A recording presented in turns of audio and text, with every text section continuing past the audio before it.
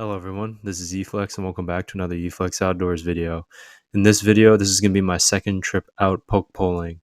So in this trip, I didn't record a lot of footage, so I may reuse some footage from my previous poke poling video with the environment. But basically on this trip, I went with my dad, my uncle, and my cousin, and we went out poke poling because there was a low tide out at the area where we normally poke pole.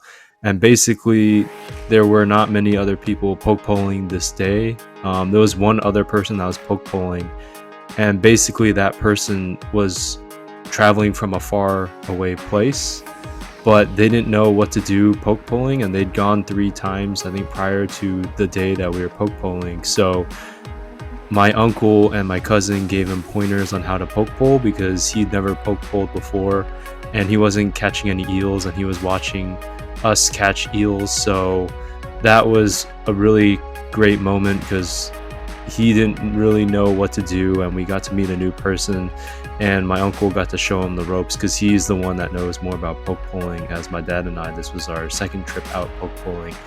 I want to say we caught about 20 eels total, but some of them were small, and like in terms of keeping size, I think we only kept maybe about like 6 or 7. And then the other gentleman that was poke poling with us, that my uncle and cousin taught how to poke pole, he caught about 2 or 3 himself, and my uncle graciously gave him the rest of the eels that we had caught that day.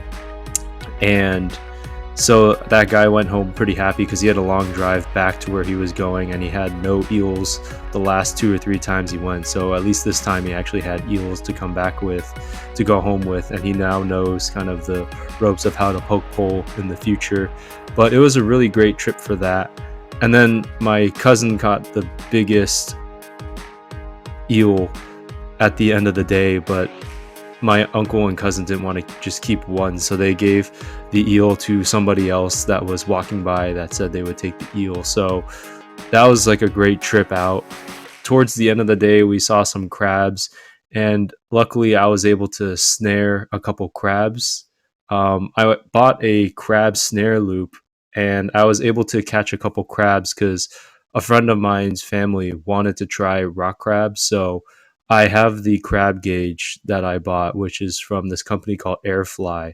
And this one's pretty nice because it has a notch at the 4-inch mark, because the legal size to keep is around 4 inches.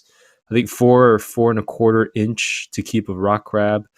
Um, so I kept a couple rock crabs on this trip and let my family friend eat them that I snared and were of legal size. I only kept a couple, so I normally don't keep any crabs. We normally don't, but this time my friend wanted to try the crabs, so we let him try the crabs, and it was a good review. So there are times where I do catch stuff and I do give it away to my friends, just because I can't eat it all, whether it be fish or shellfish or stuff like that. So overall, really great trip. Had a lot of fun down the coast, and not much footage from this for this video, as I said, because the whole time we were just actually poke poling and just enjoying the whole fishing trip itself. So anyways, that's it for this really short poke poling video, and I hope you guys have a good one. Peace.